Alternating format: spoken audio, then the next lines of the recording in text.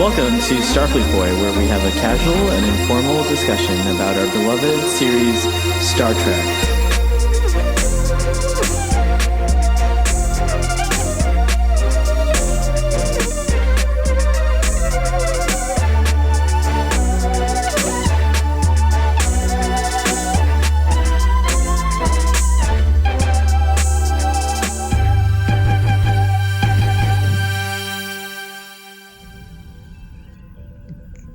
Audio now. Recording audio now. And now I'm going to record the caca pee pee here. Alright, there we go. Not McClunky. sponsored by Starbucks. What's that? Not sponsored by Starbucks. You can put it in there so that we could say we were friendly to them. Let me close my door. The funny thing is that it's actually not Starbucks coffee. Oh, it's not. That's funny. It's just I have the cup from yesterday. I washed it out and poured my own coffee in today. Oh. Because I just like the straw. Very nice. So I've got this new setting. Picard. It's another Picard thing you're wearing.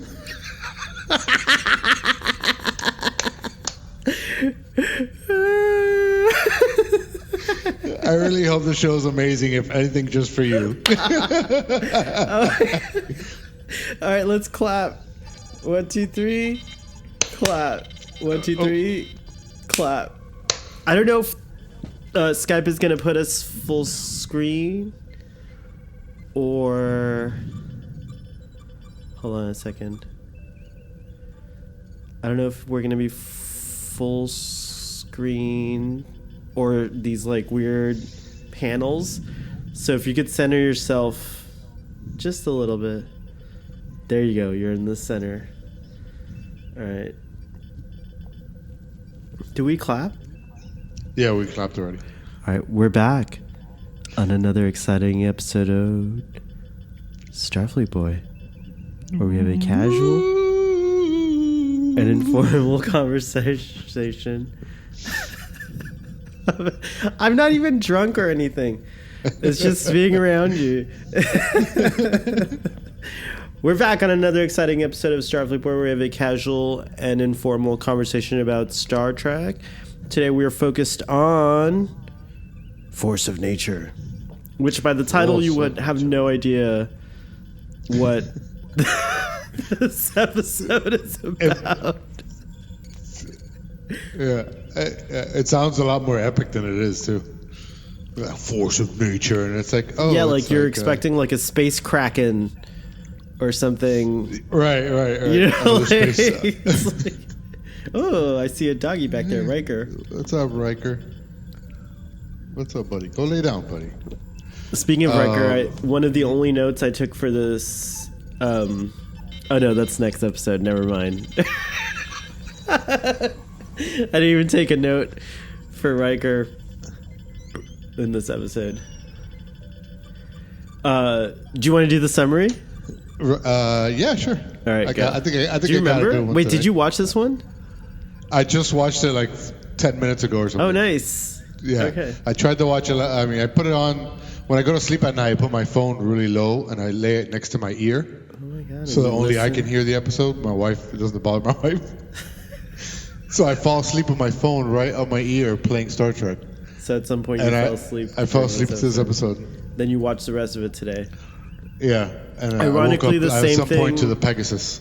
Ironically, the same thing happened to me. But it only... Did it get up to Pegasus too? Is that episode 12?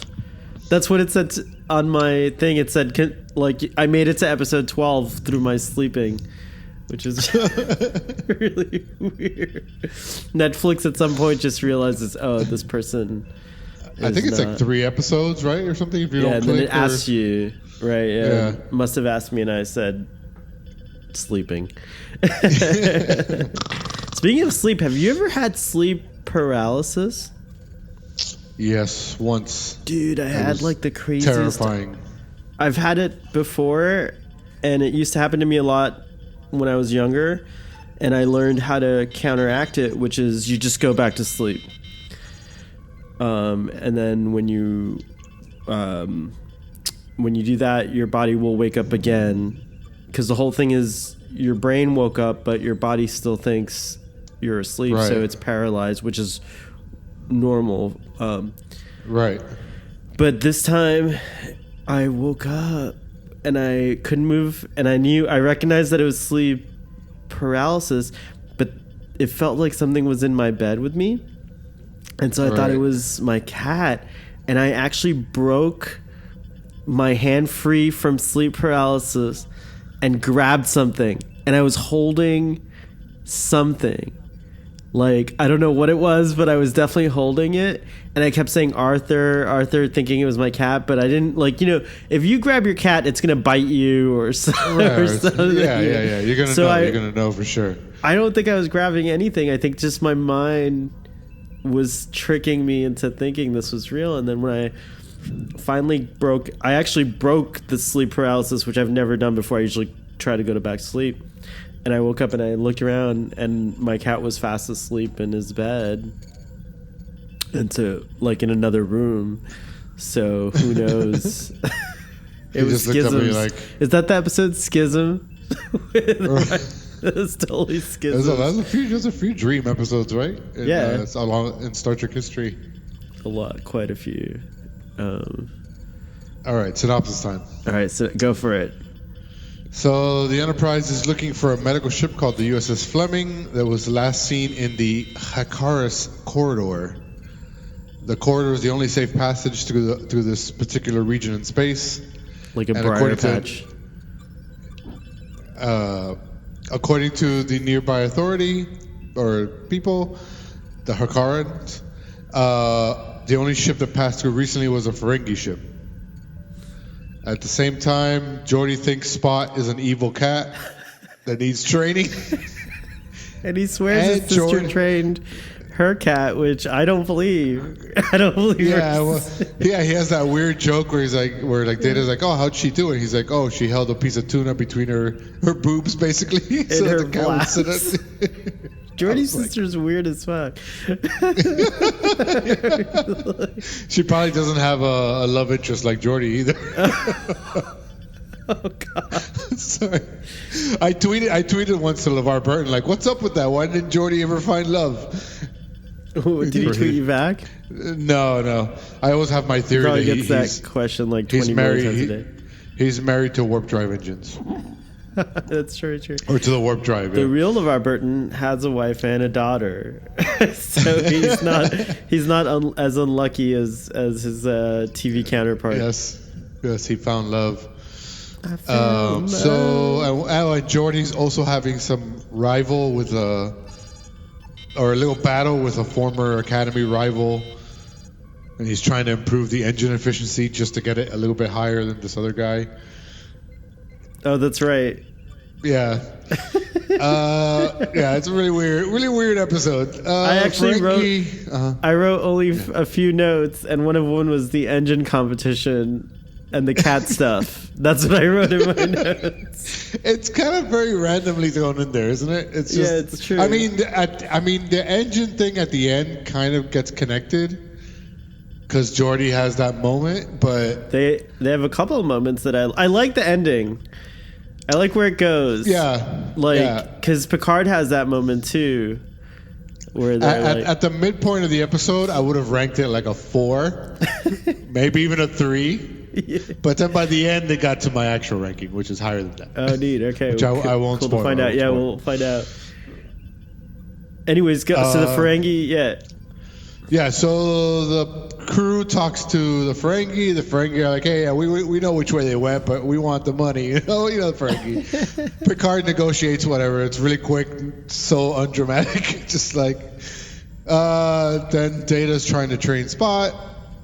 Geordi gets a letter from the rival guy who's basically mocking him, and then increases the engine efficiency like 2 seconds later and gives off this weird laugh where he's like it's like a really strange laugh. So as the Enterprise goes into the corridor, they get hit by a Verteron field, I think it was, Or pulse. or a pulse. Yeah, it disables the Enterprise. Right. And it turns out the pulse was given off by a brother and sister scientist team Rabal and Serova, which I kept calling Segovia. Segovia, who believe that warp drive is lethal to space-time and will ultimately destroy their world. Eventually, Data looks into the research. He kind of agrees, but thinks there needs to be more studies. Picard orders more studies. And then Segovia's like, fuck that. Yeah, Segovia's like, no way. I ain't having it. Yeah, whatever. And she goes to, played by, I wrote her name down, Margaret Reed. So in an effort to prove her theory right, she goes and kills herself in the corridor by causing a warp breach. Yeah, and creates a rift and proves her theory. So then the Enterprise. What the fuck, bro? So it's pretty hardcore. That, actually. This is about where the episode's like, okay, it's got a little bit better. Because up until this point, it's like, man, this episode's really boring. So Rabal, Geordi, and Data. Wait, no. The Enterprise goes into the rift, right? Well, yeah, because because of the explosion, the Fleming is now stuck. So they figure out that they could like do a warp pulse and coast into the rift, beam out or tractor beam the Fleming, and Bob's your uncle. But the Fleming starts up in the middle of the operation. The Fleming starts up its warp drive, and it creates another like rift activity or whatever, like a thing. Yeah, it was, and so they lost their momentum. Yeah, distortion wave. That's and the Fleming's like super damaged now and stuff like that. Right. But they managed to beam aboard the survivors and then surf, similar to the Salton wave. Yeah. Remember the Salton? Yeah. This could change, which is kind of funny when you bring up that episode. I didn't think about it while I was watching it, but Geordi's all lamenting how at the end about how he kind of took it personally that these people were saying warp drive was damaging space, but then he was okay with a whole new thing replacing warp drive with the soliton wave because he really loved the soliton wave. Yeah, we all. He's like, this could change warp drive forever. Blah blah. Ride the wave. Geordi comes up with the idea. They surf the wave. At first, it looks like it's not going to work. Of course, TV drama. But then they engage full impulse to kind of like. The same way a surfer kind of like paddles into a wave, Right, it's actually quite to kind of match the speed a little bit. The parallel is, what does he say to Picard? He says the analogy is quite apt, sir.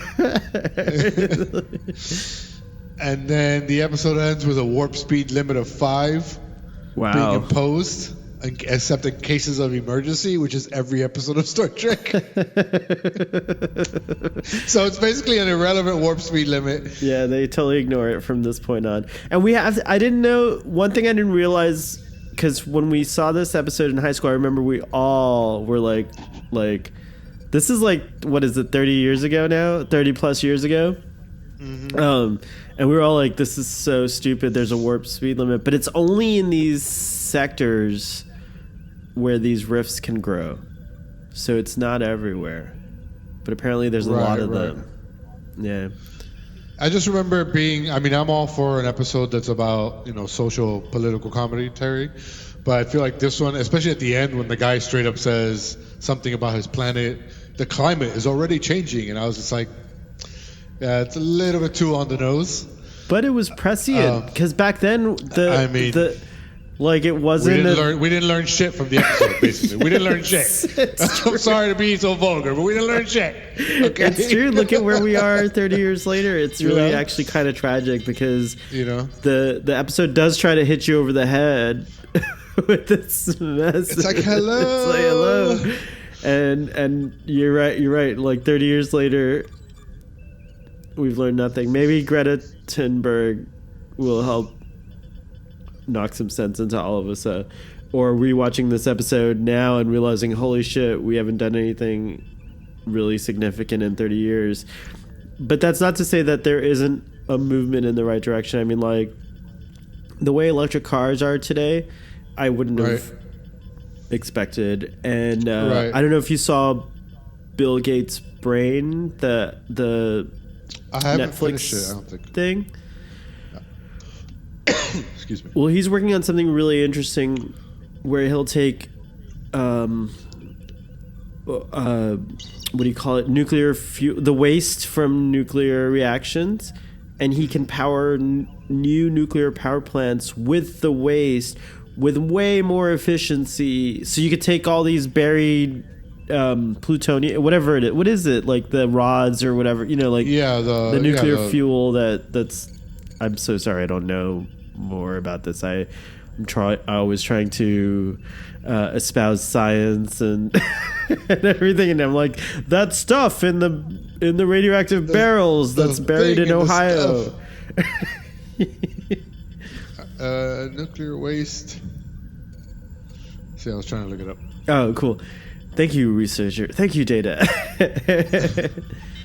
Yeah, so you summarize. Wow, that was your fastest summarize. I know, right? I was really proud of myself. I was really proud of you. We're gonna hit the ground running today. You did it. You nailed it. But okay, so loved the cat stuff. I didn't realize Spot was a girl. Oh, right. Did you? Yeah, because remember she's pregnant in one episode. Oh, that's right. And they have to find like a spot for the cat to. Yeah, that's what the episode that she gets pregnant. Data's like trying to figure out who got her pregnant because there's only like 8 other cats on the Enterprise, and only like 6 are male or something like that. I vaguely I'm really surprised that they don't neuter or spay cats on the ship, because generally if you neuter or spay your cat, they're less likely to like mark. Data's quarters must smell. Oh no, wait, I forgot. Robots clean all the pee and the poop. Well, no, the other reason is like, do you really want, like, if you have 6 cats and 3 are male and 3 are female, or even one's female. Let's say one's female. Yeah, it's like a problem. That cat's gonna have 6 kittens like every year, basically. It's a lot of cats. As often as it can reproduce, those cats are going to reproduce. They're not like rabbits, but they're pretty prodigious as well. Yeah, that's true. And when there's only 6 of them and they have nowhere to go because they're all on a ship. And apparently Spot's allowed to roam freely through the Enterprise because she found a mate. Or do they do play dates on the holodeck and like Data didn't notice that Spot mated? He had one of his waking dreams. Which, I mean, we're in season 7. When does this Spot babies thing happen? Is it coming up? Man, or did you make it up? What episode it is? It's because it's one of these little, like, just tiny plots. Maybe I did. It's possible. Hold on. Let me think about it.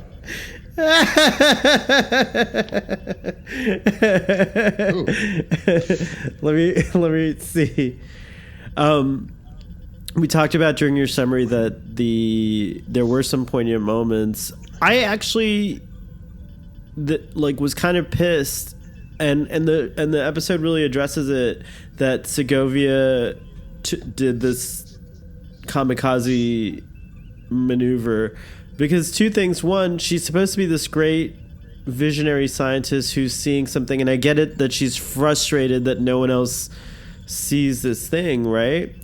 But then she brings about the disaster that she's trying to prevent in order to prove that it's going to happen. Right. It's kind of like environmentalists today blowing up an oil freighter and spilling oil everywhere to go, see, this is what's going to happen. Right. So I was really pissed. I just killed millions of fish. Yes, like, it's exactly that. You should stop. The analogy is correct. It's like, that's so correct.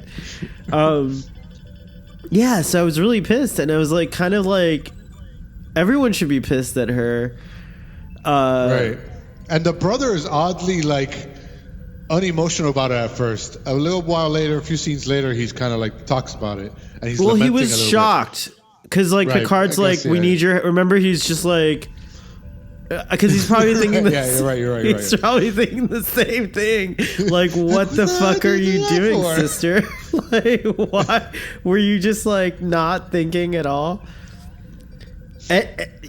Like the riff was gonna happen, and she she pissed me off. That character just I hated her, and like it's too bad she's dead because I would have definitely put her in the brig.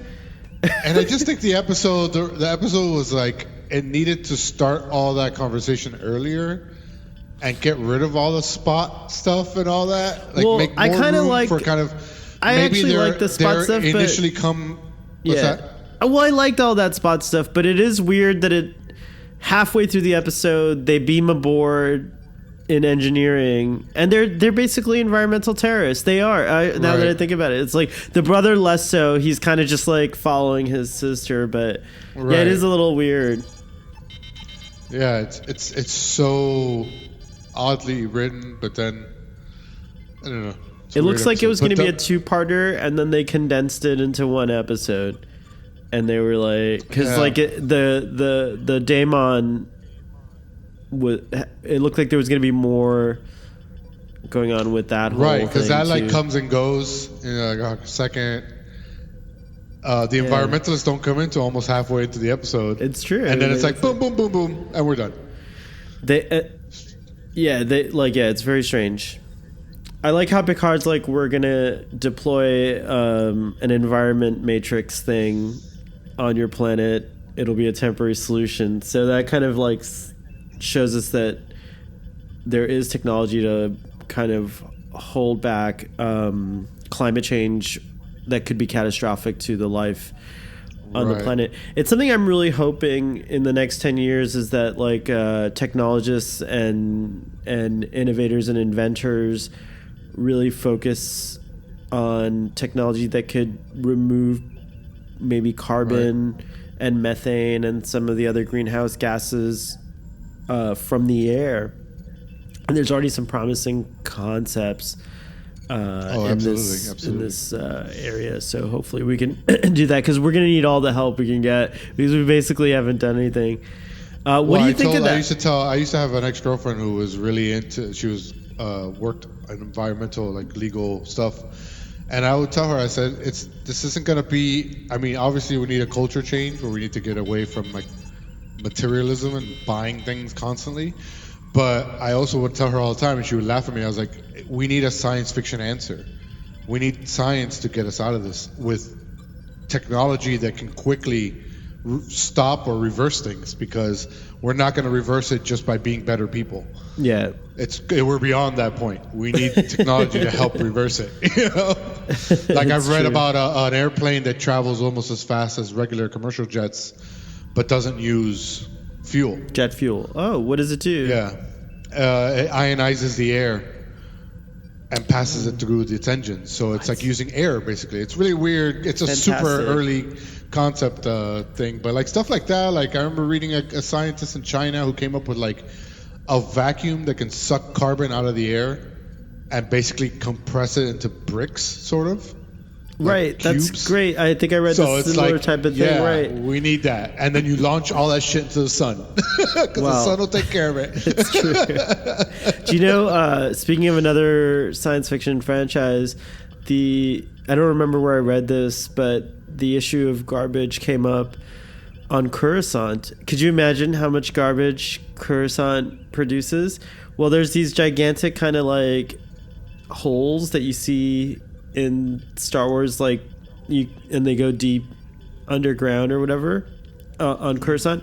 Apparently they launch garbage out of these things at their sun, and it's exactly that. They like send it to the big incinerator in the sky.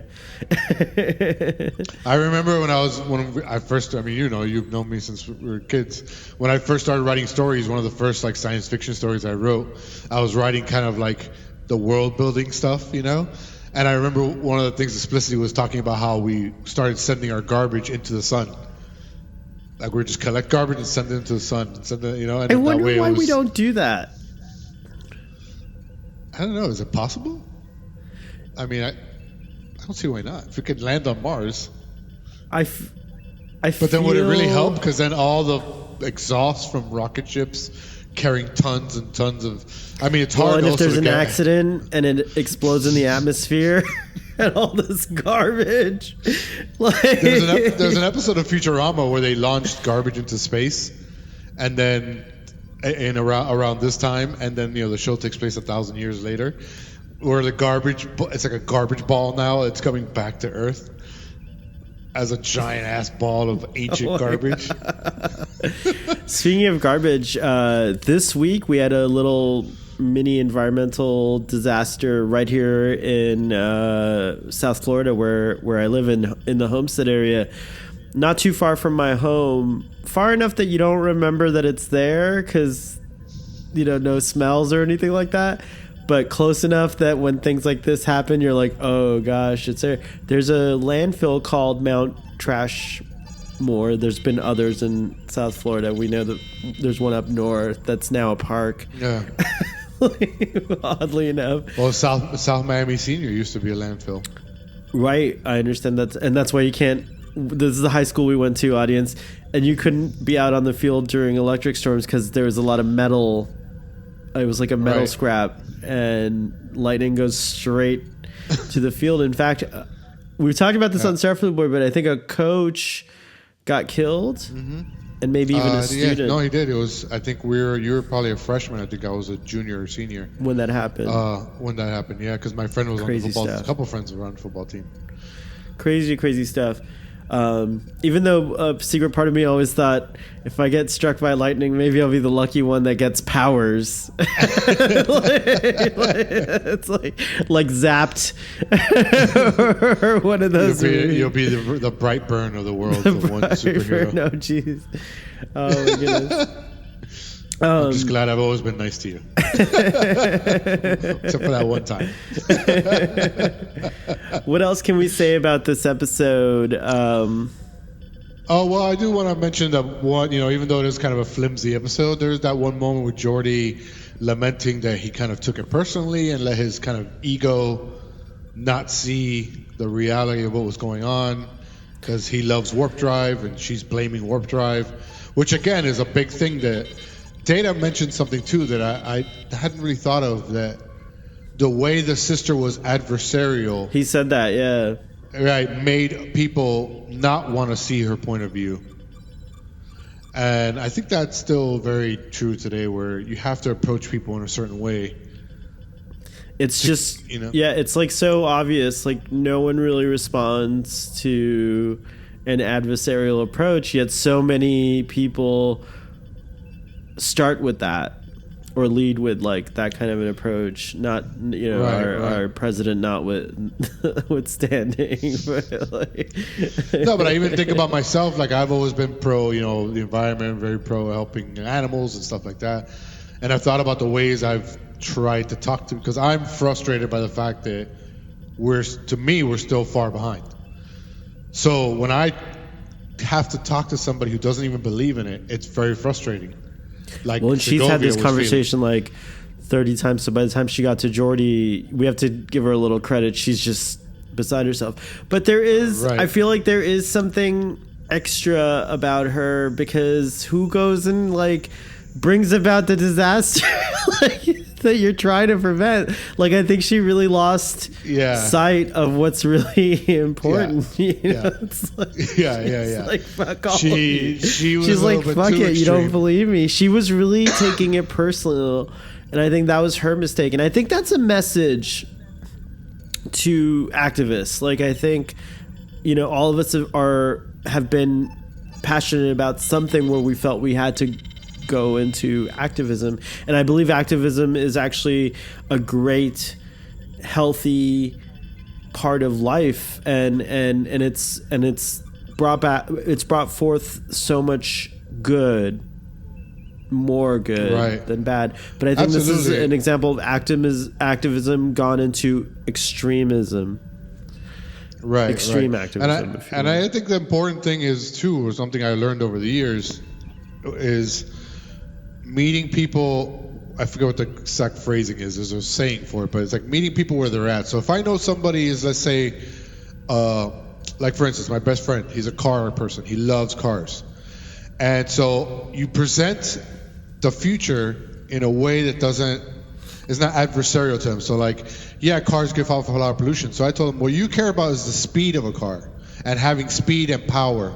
So it doesn't matter to you if that power is coming from a gas-powered engine, Combustion, combustion engine, or some science fiction electronic engine of some sort. If you're getting 400 horsepower, it's 400 horsepower. Right. And he eventually was like, "Yeah, you're right. Like, that And doesn't look matter." at that Tesla's blowing away speed records. Like people say, like that acceleration is insane and all this stuff. The Tesla truck goes 0 to 60 in like almost as fast as a Porsche. It's like nuts. Yeah. Come on, man! And it's a freaking truck. Like, that truck looks pretty cool, by the way. It looks like something out of Star Trek. Oh, I love it. I know a lot of people shout on it, but I was like, dude, that looks straight out of like Blade Runner or something. Like, it's like I want it now. It's like we've been kind of, these concepts have been around since like the 70s, since the 60s in design. It's so funny that we haven't really gone forward until now. It's like a really strange thing. Do you remember that? I've talked about this before, but do you remember that AT&T commercial, You Will?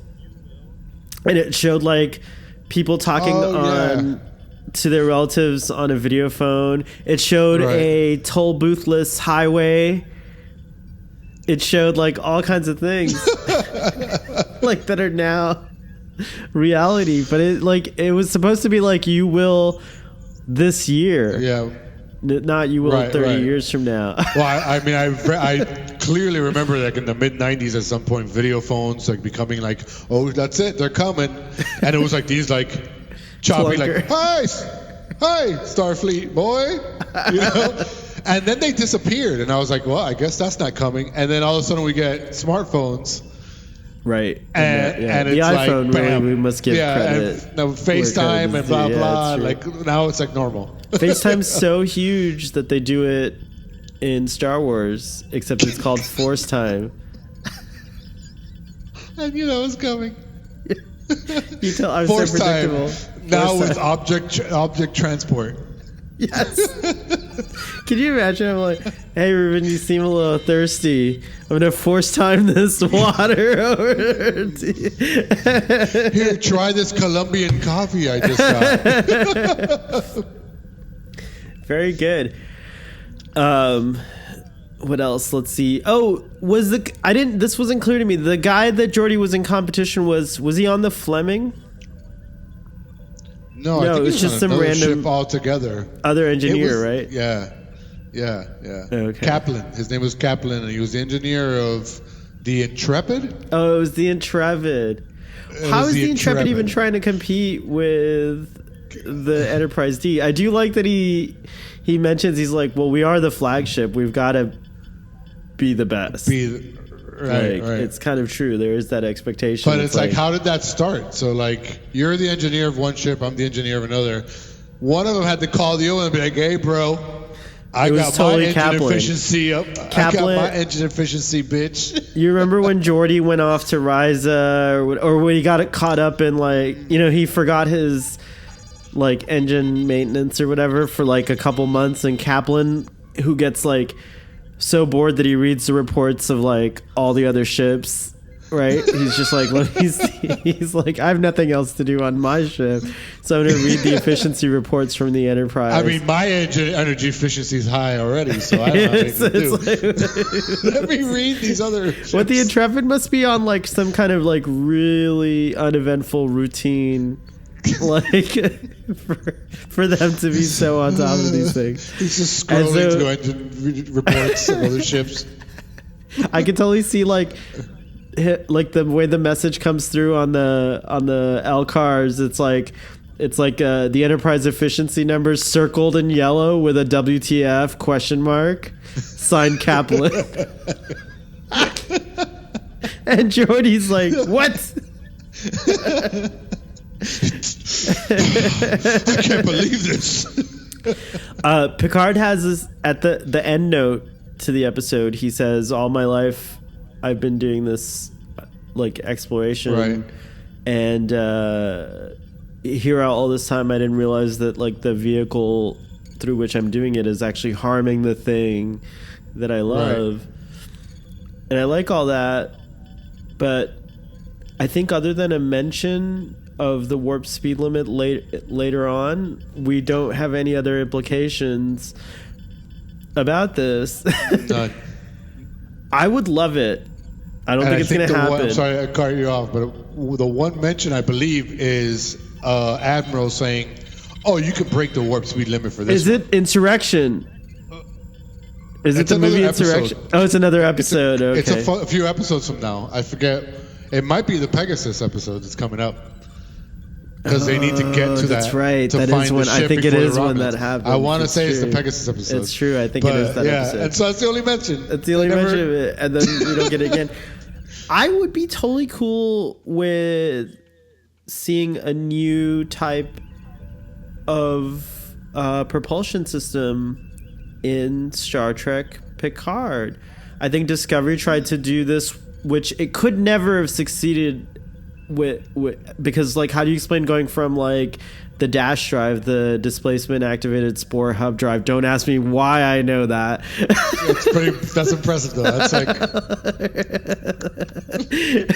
but you know, they do a reasonable explanation as to why that can't be used. It's actually essentially the same as this episode. They realize that they're harming the life forms that live within the mycelial network. So, you know, using old Star Trek tropes there to explain why we don't see the dash drive in TOS and forward. But that aside, it'd be great if in Picard there is a new propulsion system and it's cool and exciting, and it parallels our transition that we're going through from combustion engines to electric engines. I would love it. Right. That would be cool. Picard did something like that, but I don't think it's going to happen. They're probably not gonna. I don't think anyone thought of it. Is that terrible? Is that terrible that I don't think that anyone thought of it? No. You're probably. I mean, it's probably accurate. You know what I'm saying? I don't think they're really. But if it does happen, I'll be super impressed and pleased. I mean, it would be neat. It would be a very subtle way of kind of, you know, hey, look, Star Trek progressed to a new warp, and they can even make a little mention to, yeah, this is a new engine because we needed to get away from warp drive because it was harming. We found out that space-time. This thing was actually worse than even that episode talks about. You know, right? But then I also fear like if this episode came out today, it'd be like, SJW, stop trying to put politics in my Star Trek. You know what I mean? I am baffled that people think that Star Trek is sans politics. It's kind of always been about it. Like the first episode has a woman second in command. You know what I mean? Like the original pilot has a woman second in command. It's true. You know what I mean? It's definitely a strong message. Yeah, exactly. And a Russian this and where's Sulu from? Sulu would be Japanese. Did I ever actually say? I think he's Japanese? Definitely Japanese. Yeah. All right. I mean, come on, man. Star Trek and politics are like. It's true, 100%. Just political messaging, but very. And I would even say just sci-fi as a genre. Well, yeah, exactly. I mean, the future is always not always. We get dystopian tales, of course, but at least in Star Trek, there is a dystopian period. But humans get past it, and we learn really quickly in TNG. It corrects this idea that Earth is a utopia, but it's close as you can get. I mean, we're closer today than we were 100 years ago, It's 50 true. years ago. All right, so it's time to rate this episode. I'm getting a message from my business appointment. This was a quick and dirty Starfleet point. It's 40 minutes, which is actually the Super ideal efficient. length for a podcast. I'm told that this is like the sweet spot. 40 So- minutes, you said? 40 minutes? Well, 45 minutes. It's like the same as the 45. episode. And then we still got to talk about Star Wars. We still got to... Oh, that's right. No, we don't. we Hold gotta on, have actually. a 20-minute discussion about Star Wars. Hold on, here we go. Wait, so I give my rating first. That's right. I give this episode a 6. A 6. Yeah. Yeah, originally, it's funny, as the episode started, it was a 3, then a 4, then a 5, and I ended at a 6. You did. We met me at the Yeah. at the 6. Wow. I even had it written down before we I think started, definitely the recording. environmental message is redeemable and lasting. I think like those moments that you mentioned with Geordi and Picard, resonate. Right. I just Yeah. am baffled by Segovia completely. I didn't even mention the brother. He's just... I like that he's kind of like... He's the correct approach. Right, they're almost We like didn't the talk two, about that. Yeah, like, they're this is almost how like you the- should do it. Right, Don't and at do the it end, this way. because he doesn't veer either. Like Jordy's like, I can't even imagine what it's gonna be so hard not to use warp drive. He's like, yes, it's going to be hard. Like he's not like Yeah, he's it not like sucks. sorry. Or, Yeah. he's like it sucks, but like this is what you have to do. So I liked Right. the brother's character, and I think it's interesting. Like what I do like about Segovia is that people like her do exist. So it's interesting. It's interesting. Fascinating. So, did you go see Star Wars? Oh, audience, this officially ends I just have to ask the Martian about Star Wars. No, It's I like have, a few not, I quick have not seen questions. Star Wars, but I've seen 2 episodes of Mandalorian. Only 2. You're not going to go well, further? Well, 1.5 because the method in which I was watching the second episode was not working correctly. It was buffering a lot. So I had to kind of stop it. But I will say, although the first episode was wildly boring, Wow. but the tone and the look, the aesthetics on point. You're down. And so I'm trying to watch the rest of it. You're DTW, down to watch. DTWM, down to watch Mandalorian. That's good. We'll get more updates on Drunk Space Nine. I feel it's like more fun when we veer off into Star Wars on Drunk Space. But I have not Nine. watched Rise of Skywalker yet. I've seen tons of spoiler reviews already. That go into great detail about things. Are you gonna do the 30-day trial for Picard on CBS All Access? I don't think I can say no. I mean, Discovery, I could kind of disconnect it, but Picard is going to be hard. You because have it's to Picard, watch it, right? And yes, they're The winning. hype is real. I knew it. But then again, if I do the 30, it's 30 days free? I think Or they're 1 doing a week. 30-day trial. Oh. But you Because could I also watch subscribe Twilight Zone, for a too. couple months. Like you could do the 30 days, and then if there's a few more weeks, you could do 1 month subscription and cancel right after the month. A lot of people do that. Right. I originally, when Star Trek Discovery was airing, I had planned to end my CBS All Access subscription, but actually I've kept it because I have found value. There's Murphy Brown, there's Cheers, there's no, maybe not Alf, but like there's a lot of cool No, Alpha's NBC. older shows. Yeah, Alf was NBC. You're right. Well, I know the minute that Netflix loses its rights to Star Trek, and it's only on CBS All Yes, Access, we'll have then no they'll have other me. choice. It's true. And I it's probably true. shouldn't say that out loud because CBS heard this, and they're gonna be like, cancel those rights now.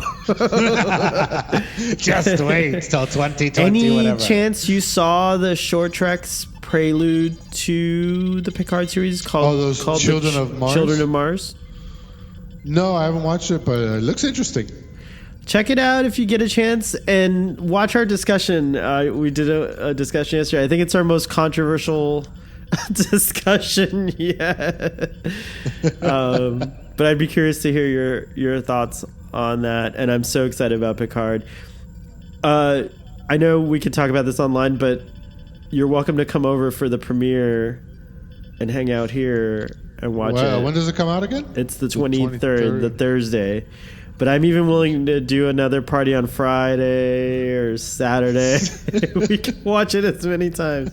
And I think your son's vehicle, so I'll send a shuttlecraft to pick you up. That would be a dream. And we could watch it together and maybe go on live or something like that and do a live reaction video or something like that. It might be fun. What the heck? You can Photoshop me into it now.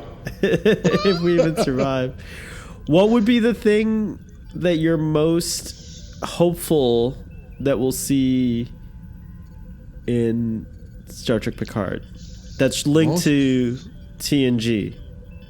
Or not? Just what are you most excited about seeing? Hopefully seeing.